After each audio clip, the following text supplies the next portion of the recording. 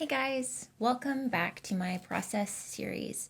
This is video 3 where we'll talk all about coloring.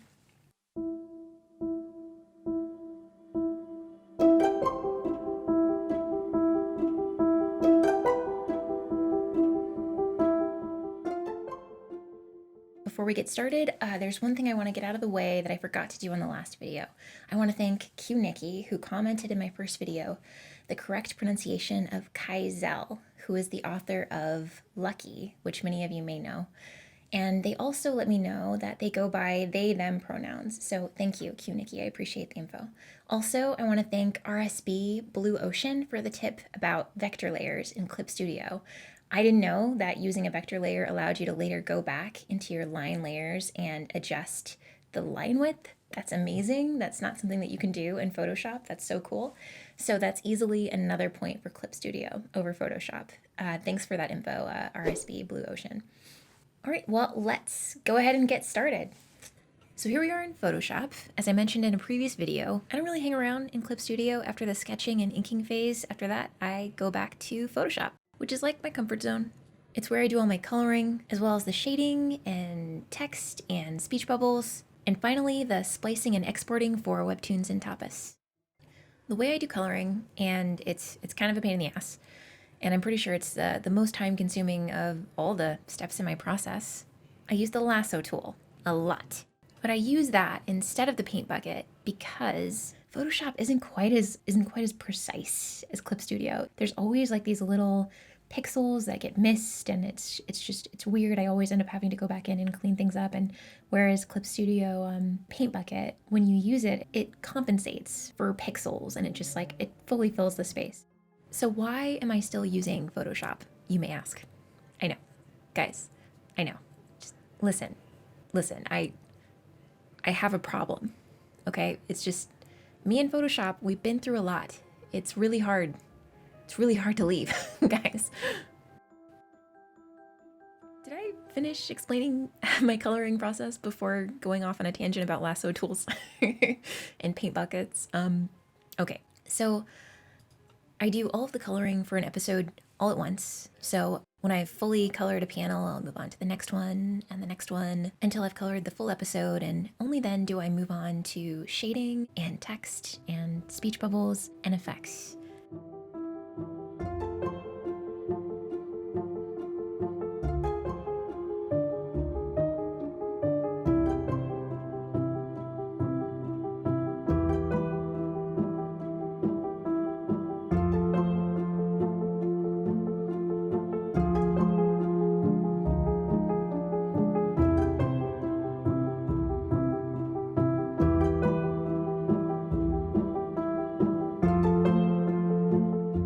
One thing that keeps me in Photoshop is all of my color swatches. And it's such a silly thing because I'm sure Clip Studio has a version of that. And it's probably, in fact, just called color swatches. So I think I just don't, I'm lazy and I don't want to look up how to get to the color swatch, how to get to the color swatch tool. So anyway, yeah, I should explain how I use color swatches and why it's such an important part of my process. To save time on tracking down colors for recurring characters and environments, I save them all in folders up here in this swatch panel. I have folders for individual characters like Palisandra, Buttons, Dana, and I have saved folders for whole rooms like living room, Dana's room. So I use color swatches all the time, and it just speeds up my process and makes it a little more efficient.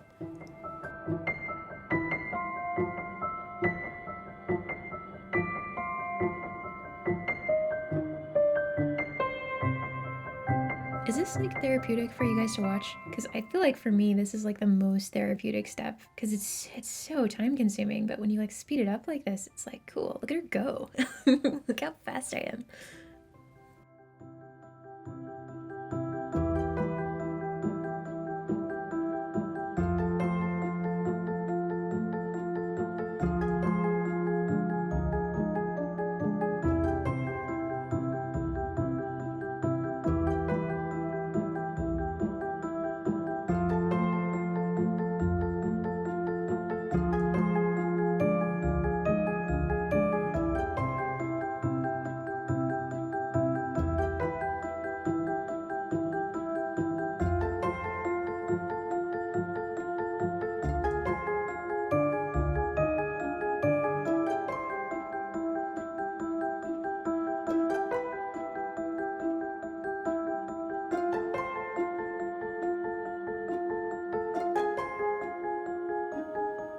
Ah, see what I'm doing here is I'm trying to close all the gaps in the lines because, like I said, and as you know, Clip Studio, it closes those gaps for you. Like it has this threshold of like, I don't know, however many pixels that if your lines don't connect, it'll still finish the shape for you.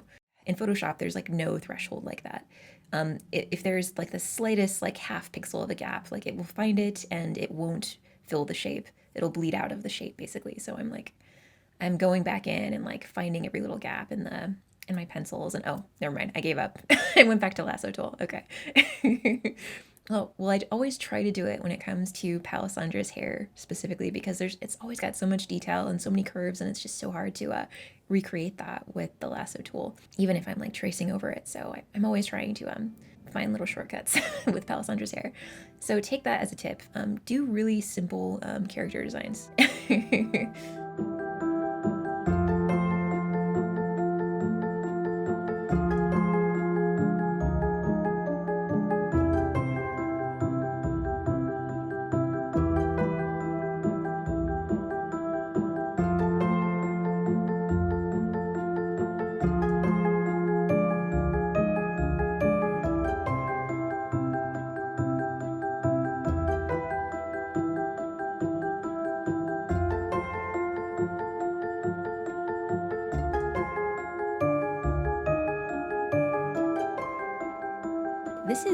This part is not necessarily a part of coloring, but I wanted to include it here because it shows a little bit more of my process. I use Illustrator, Adobe Illustrator, a lot for things, and it's basically it's a vector program if you weren't familiar with it. I know Clip Studio has its own like vector layers that you can use, but Illustrator is just kind of comfortable for me. It's how I make a lot of shapes that are, I don't know, just really complex, like a grid. I don't know. I could have done it with lines. I could have just held shift and made a straight line, which by the way, I learned is not something you can do in Clip Studio, at least not yet. Like you can't hold shift and like draw a straight line like you can do in Photoshop. So that's, that's kind of like a half point for Photoshop, holding shift and making straight lines.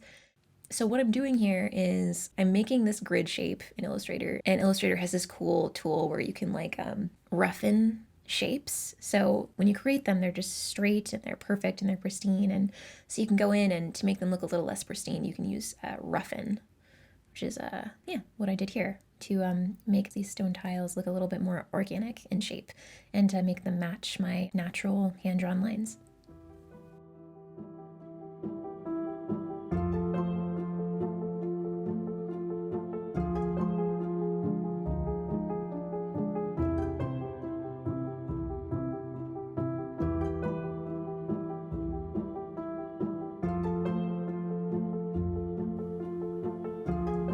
Yeah, man, I've got to find a way to get away from the lasso tool. It is just so time consuming.